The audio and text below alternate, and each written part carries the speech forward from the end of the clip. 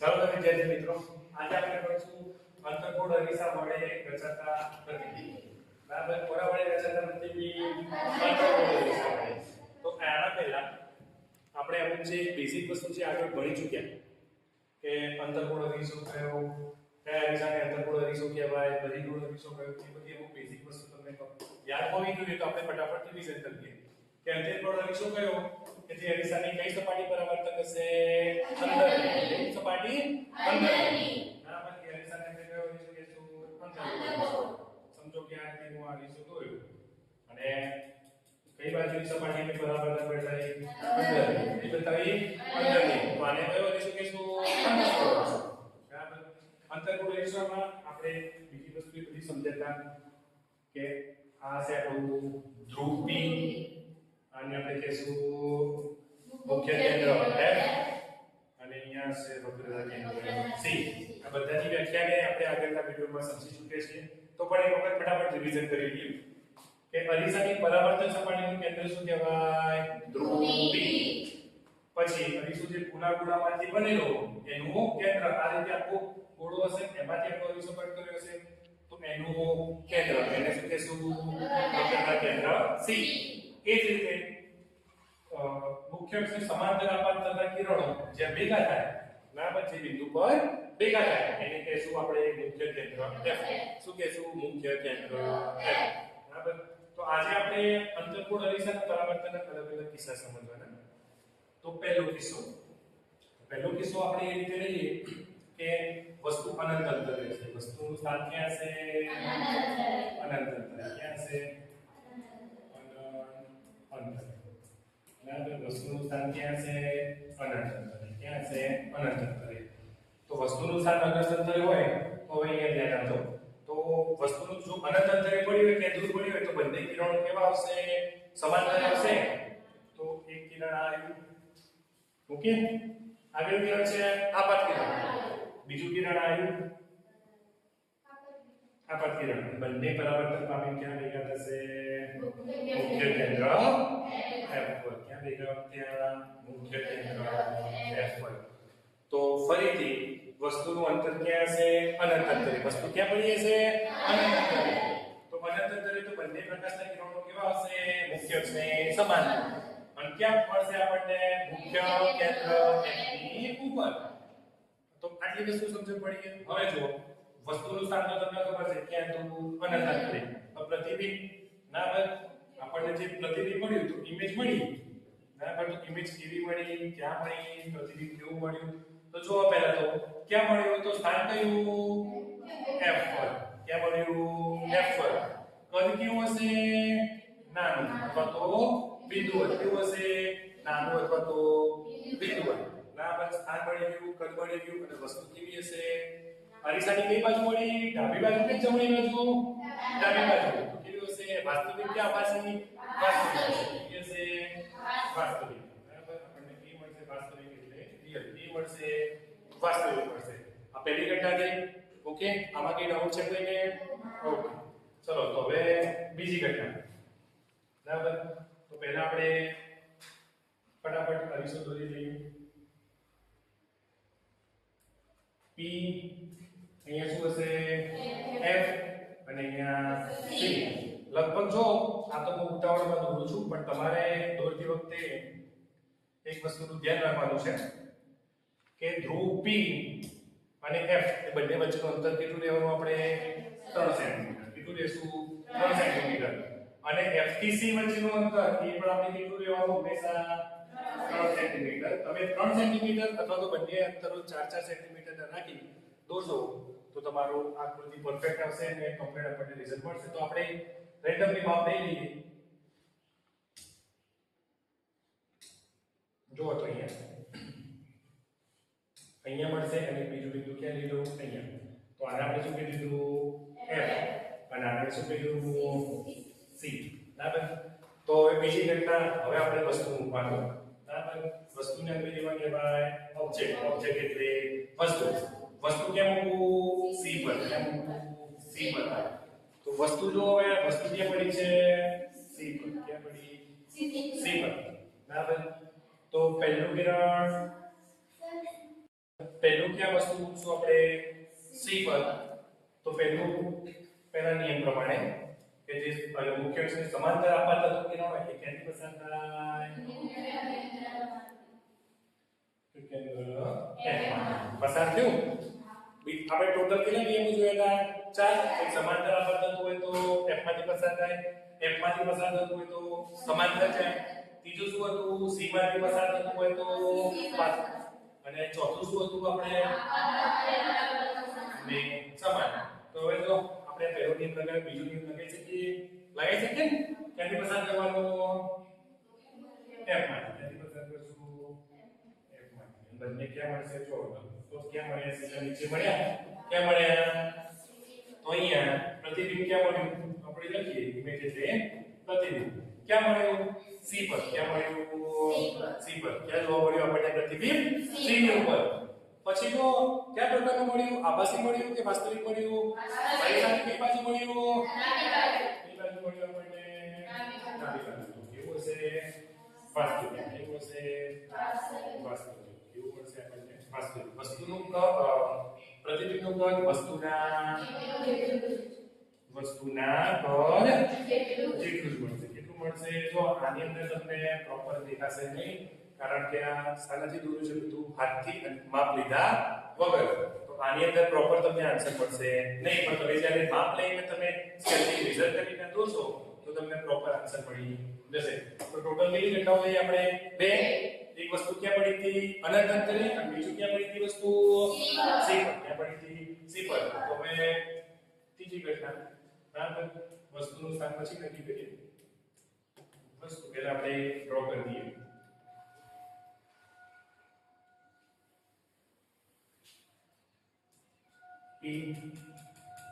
કયો રેશો દોર્યો કયો છે અંતરનો રેશો અહીંયાથી આપણે એપ્રોક્સ માપ લઈ લઈએ તો આ આવી જશે આપણું f અને અહીંયાથી એક માપ લઈએ તો આ આવી જશે આપણું c તો વસ્તુ હમણાં ક્યાં મૂકી હતી આપણે c ઉપર હવે લઈ લો c ની દૂર અથવા તો c ની પાછળ અથવા તો દૂર તમે ગમે તે કહી શકો ઓકે c ની પાછળ વસ્તુનું નામ આપી દઈએ ab બરાબર વસ્તુનું આપણે નામ આપ્યું ab તો જો પહેલો નિયમ આપણે એપ્લાય કરી શકીએ કે ક્યાં મુખ્ય અક્ષને સમાંતર ક્યાં જશે મુખ્ય અક્ષને સમાંતર તો ક્યાંથી પસાર થાય મુખ્ય કેન્દ્ર f ક્યાંથી પસાર થાય મુખ્ય કેન્દ્ર f માંથી બીજો નિયમ શું છે કે મુખ્ય કેન્દ્રમાંથી જાય તો ક્યાં જાય મુખ્ય અક્ષને સમાંતર આના માટે તમને પરાવર્તનના 4 નિયમો યાદ હોવા આ જે પરાવર્તનના નિયમો હતા અંતર્ગોળ દિશા માટે એ તમને યાદ હોવા જોઈએ તો જો બંને કિરણો ક્યાં ભેગા થયા બરાબર કઈ જગ્યાએ ભેગા થયા અહીંયા મળ્યા અહીંયા નામ આપી દઈએ આપણે પ્રતિબિંબને b ઓકે તો હવે જો પ્રતિબિંબનું સ્થાન ક્યાં છે c અને f ની વચ્ચે પ્રતિબિંબ ક્યાં મળ્યું આપણને c અને f ની વચ્ચે બરાબર તો પ્રતિબિંબનું સ્થાન કોનું સ્થાન પ્રતિબિંબ ક્યાં મળ્યું આપણને c અને f ની વચ્ચે બરાબર પછી આભાસી છે કે વાસ્તવિક છે વાસ્તવિક કેમ કારણ કે હરીશની કઈ બાજુ મળ્યું ડાબી બાજુ અને પ્રતિબિંબ ચલતું છે કે ઉલટું છે કેવું ઉલટું કેવું મળ્યું ઉલટું અને વાસ્તવિક કેવું મળ્યું વાસ્તવિક અને કદ કેવું હશે વસ્તુના કદના જેટલું દેખાય ને એનાથી નાનું તો કદ કેવું મળશે આપણને વસ્તુના કદ કરતા નાનું બરાબર તો વસ્તુ ક્યાં મૂકી હતી લખવાનું રહી ગયું આપણે ક્યાં મૂકી હતી c ની પાછળ ક્યાં મૂકી હતી c ની પાછળ બરાબર અને આપણે પ્રતિબિંબ ક્યાં હોય ફરીથી રિવિઝન કરીએ વસ્તુ આપણે ક્યાં મૂકી c ની પાછળ તો પહેલા નિયમ પ્રમાણે કે મુખ્ય અક્ષની સમાંતર અપાતું કિરણ મુખ્ય કેન્દ્ર f માંથી પસાર થાય બીજો નિયમ કે મુખ્ય કેન્દ્ર f માંથી પસાર થતું કિરણ બરાબર મુખ્ય અક્ષની સમાંતર જાય તો બંને ક્યાં મળ્યા c અને f ની વચ્ચે અહીંયા જ મળે એવું જરૂરી નથી પણ c અને f ની વચ્ચે ગમે ત્યાં મળી શકે બરાબર ત્રણ ઘટનાઓ થઈ ટોટલ કેટલી ઘટનાઓ છે આપણે 6 તો હવે ચોથી ઘટના જોઈએ બરાબર ઓબ્જેક્ટ એટલે વસ્તુ ક્યાં મૂકી જોઈએ પહેલા આપણે ફરીથી ડ્રો કરી નાખીએ. આ શું દોર્યું મેં? કયો રીસો દોર્યો? અંતર્ગોળ રીસો. જો સર પારમાણ્યિક સપાટીનું કેન્દ્ર શું હોય? ધ્રુવ P. એનાથી એપ્રોક્સ માન લઈ લો. આને શું કહેશું? F. મુખ્ય કેન્દ્ર F. અને આને શું કહેશું આપણે? C. ઓકે. તો જો આપણે ત્રણ ઘટનાઓ જોઈ. એક વસ્તુ પડી હતી અનંત અંતરે. તો પ્રતિબિંબ ક્યાં મળ્યું એનું? F1. બીજી ઘટના શું જોઈ? C ઉપર વસ્તુ પડી હતી તો પ્રતિબિંબ ક્યાં મળ્યું? C ની નીચે. ત્રીજી ઘટના શું હતું? C ની પાછળ. તો C ની પાછળ તો પ્રતિબિંબ ક્યાં મળ્યું? C અને F ની વચ્ચે. આ જો આપણે C અને F ની વચ્ચે વસ્તુ મૂકીને જોઈ ના. તો વસ્તુ ક્યાં મૂકીએ? C અને F વચ્ચે. ક્યાં મૂકીએ? C અને F ની વચ્ચે. તો જો ઓકે, વસ્તુનું નામ શું આપ્યું? AB. વસ્તુનું નામ શું આપ્યું? A. તો આમાં પહેલો નિયમ અપ્લાય કરી શકીએ? થશે? તો પહેલો નિયમ અપ્લાય કરીએ કે મુખ્ય અક્ષને સમાંતર આપાત થતું કિરણ ક્યાં જશે? મુખ્ય કેન્દ્રમાંથી પરાવર્તન પામે અથવા તો પસાર થાય. ઓકે, આ પહેલો નિયમ પર હવે કયો આવશે? બીજો નિયમ લઈ શકીએ આપણે? લઈ શકાય? તો મુખ્ય કેન્દ્રમાંથી પસાર થતું કિરણ બરાબર ક્યાં જશે? જો આ તીર સાથે બતાવ્યા આપણે. તીર આમ જતું મતલબ કે કયો કિરણ? આપાત કિરણ. આ જો વળતું તીર હોય તો કયું કિરણ? આપાત કિરણ. તો જો પ્રતિબિંબ ક્યાં મળ્યું? C ની પાછળ. અને નામ શું આપશું? કેડે. તો આના પ્રતિબિંબ મતલબ કે ઇમેજ. બરાબર. પહેલા તો કયા પ્રકારનું હશે? વાસ્તવિક કે આભાસી? ક્યાં મળે? અરીસાની ડાબી બાજુ. તો કેવું હોય? વાસ્તવિક. કેવું હશે? વાસ્તવિક. કેવું મળશે આપણને? વાસ્તવિક. કદ કેવું હશે? વસ્તુના કદ જેટલું કે નાનું કે મોટું? કેવું મળશે? મોટું. કદ કેવું મળશે આપણને? મોટું. ક્યાં મળ્યું? C ની પાછળ. ક્યાં મળ્યું? C ની પાછળ. અને ચલતું હશે કે ઉલટું હશે? કેવું હશે? ઉલટું. કેવું પ્રતિબિંબ મળશે આપણને? ઉલટું. તો આ ચોથો કિસ્સો હતો ને. ટોટલ કેટલી ઘટના થઈ? 4. હજુ કેટલી બાકી છે? 2. બરાબર. તો 5. બરાબર. અહીંયા આપણે વસ્તુ ક્યાં મૂકશું એ પછી પહેલા આપણે શું કરી દઈએ? ડ્રો કરી દઈએ રફલી. કયો રીસો દોર્યો? અંતર્ગોળ. કયો રીસો ડ્રો કર્યો? અંતર્ગોળ. આ શું હશે? ધ્રુવ P. અને આપણે એપ્રોક્સ માર્ક્સ લઈ રહ્યા શું હશે? F. આ શું મળશે આપણને? C. શું મળશે? C. હવે જોજો ધ્યાન રાખજો. વસ્તુ આપણે C ની પાછળ મૂકી જોઈ? અરીસાની અનંત અંતરે મૂકી જોઈ? C ઉપર મૂકી જોઈ? ક્યાં મળ્યું પ્રતિબિંબ? C ની નીચે. C અને F ની વચ્ચે મૂકી જોઈ? તો કયું સ્થાન વધ્યું? F ની ઉપર. ક્યાં મૂકવાનું બાકી છે? F ની ઉપર. વસ્તુનું નામ આપી દો AB. બરાબર. વસ્તુનું નામ શું આપશું? AB. બરાબર. તો હવે પહેલો નિયમ આપણે અપ્લાય કરવો હોય કે મુખ્ય અક્ષને સમાંતર આપાત થતું કિરણ. અથવા કિરણનો કે સમાંતર આપાત થતું કિરણ એકમાંથી પસાર થાય થશે. થાય ને? બરાબર. તો એકમાંથી પસાર થયું. ઓકે. બીજું કયું લઈ શકીએ આપણે? ત્રીજો. જો એક તો તમે આ બી લઈ શકો. લઈ શકો ને છેલ્લો આપાત કોણ પરાવર્તન કોણ બંને સમાન. બરાબર. ગમે તે જો આના અંદર પ્રતિબિંબની રચના માટે ગમે તે બે નિયમ આપણે લેશું તો પ્રતિબિંબની રચના મળશે. બરાબર. ચલો આપણે ચોથો નિયમ લઈએ કે આપાત કોણ I અને રિફ્લેક્ટર કોણ જો જેટલો કોણ બને એટલું દોરવું. બંને કેવા? સમાન. કેવા? સમાન. હવે જો બંને લાઈનો કેવી જાય છે? એકબીજાને સમાંતર. કેવી જાય? સમાંતર. કેમ મળશે? કેમ મળશે? અનંત. બરાબર. તો આપણને પ્રતિબિંબ ક્યાં મળશે? ઇમેજ ક્યાં મળશે? અનંત. ક્યાં મળશે? અનંત અંતરે. પદ કેવું છે? ખૂબ જ પદ કેવું છે? ખૂબ જ મોટું. શું વધ્યું? અરીસાની કઈ બાજુ મળશે? ડાબી બાજુ. કેવી હશે? વાસ્તવિક. કેવી હશે? વાસ્તવિક. કેવું છે? વાસ્તવિક. હવે ખાલી એક જ ઘટના બની. પાછળ મૂકી જોયું, C ની ઉપર મૂકી જોયું, C ને F ની ઉપર વસ્તુ મૂકી જોઈ, F ઉપર મૂકી. હવે ક્યાં મૂકવાની? F અને B ની વચ્ચે. તો હવે અહીંયા વસ્તુ ક્યાં મૂકશું? F અને P ની વચ્ચે. ક્યાં મૂકશું? F F અને B ની વચ્ચે બરાબર ફટાફટ ડ્રો કરી દઈએ આપણે કયો લીધો દોર્યો અંતર્ગોળ લીધો કયો છે અંતર્ગોળ લીધો આ શું દોર્યું મુખ્ય આ શું છે રૂપી આ શું દોર્યું આ શું લીધું શું લેવાનું અહીંયા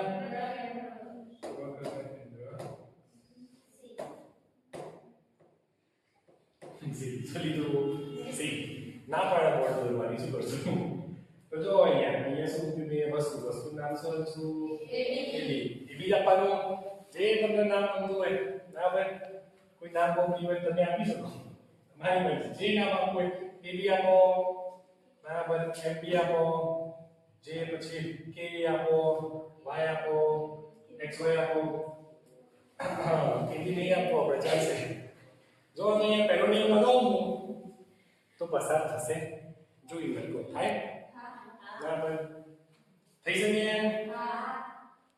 ચલો આમ તો જો કે જો એક્ચ્યુઅલી તો જોવા જઈએ તો પસાર થાય ને કારણ કે વચ્ચે વસ્તુ પડી છે વચ્ચે વસ્તુ વચ્ચે પડી હોય તો ત્યાંથી પ્રતિબિંબ પસાર થાય બરાબર તો ચલો એ નિયમ લેવા દઈએ તો બીજો કયો નિયમ અપ્લાય કરી શકીએ આપણે એક તો જો સી વાળો તો છે બીજો નિયમ કે સીમાથી પસાર થતું કિરણ તો જો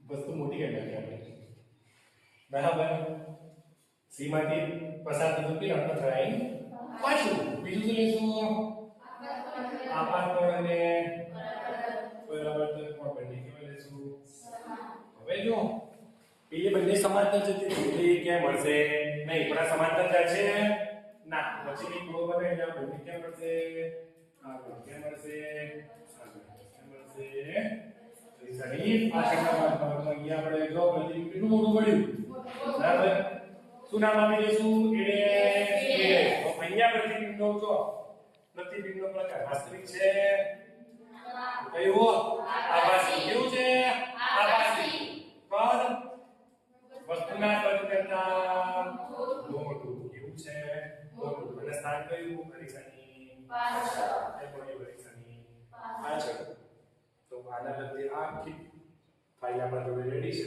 બરાબર ફટાફટ એક વખત રિવિઝન કરી લઈએ અંતઃગોળાની શું તો તમને ખબર જ છે જેની કઈ સપાટી પર આવર્તક હોય અંદરની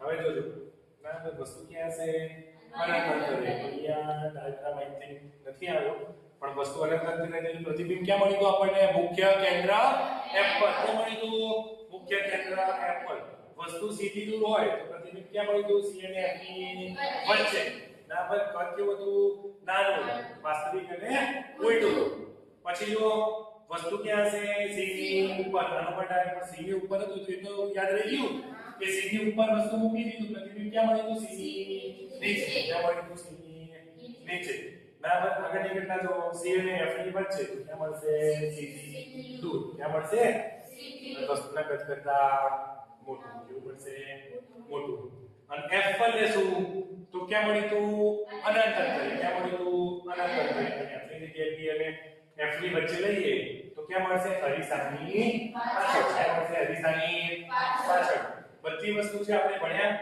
બધું આના અંદર ડિટેલમાં લખેલું છે તો તમારે કોઈ લખવું હોય તો તમે લખી શકો છો જો તો અહીંયા ફટાફટ એનું રિવિઝન કરી દઈએ કોઠામાં વસ્તુનું સ્થાન ક્યાં તો પ્રતિબિંબ ક્યાં મળશે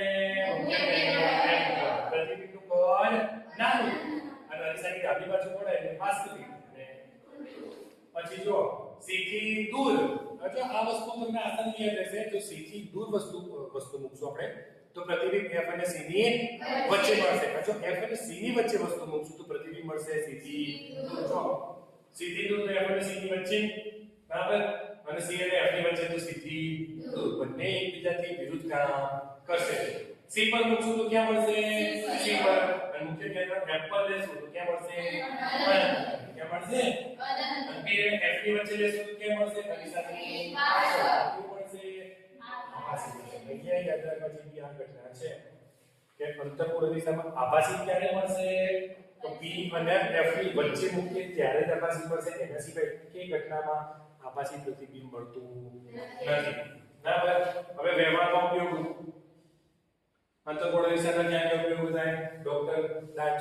ખાવામાં દાંતમાં કઈ પ્રોબ્લેમ હોય તો કોઈને છે તો નહીં ને ગયા ને કઈ ડેન્ટિસ્ટ બતાવવા નહીં ગયા સરસ ભગવાન તને જરૂર હોય તો આપણે પછી જો આ હેડલાઇટ નો ભાગ આ રીતે હોય તો બધી લાઈટને શું કરી નાખશે કેન્દ્રિત કરી પછી આગળ વધશે પછી આ સોલર ફર્નેસ જે સૂર્યનો જો તડકો જે બધું પડતો હશે એ બધી ઊર્જાને કેન્દ્રિત કરીને અહીંયા ભેગી કરશે તો એ ઊર્જાને કેન્દ્રિત અથવા તો પ્રકાશને કેન્દ્રિત કરવા માટે શાનો ઉપયોગ થશે અંતર્ગોળ રેસાનો શાનો ઉપયોગ થશે અંતર્ગોળ રેસાનો અને જો તમને કોઈ પ્રશ્ન હોય તો પૂછી શકો તો હું બીજા વિડીયોમાં તમને સમજાવી દઈશ આભાર